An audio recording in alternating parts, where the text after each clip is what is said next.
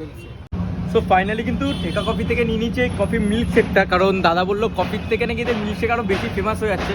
So মিল্কশেকটা try করবো, try করে তোমাদেরকে আসল রিভিউ দেবো যে কীরকম এই শার্ক ট্যাঙ্কে ঠেকা কফি।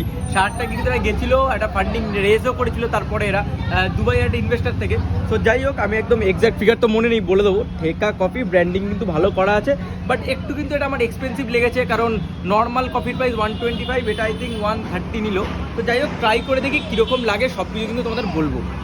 তো এই যে ফার্স্ট সিপ নিচ্ছি, চলো খাওয়া যাক।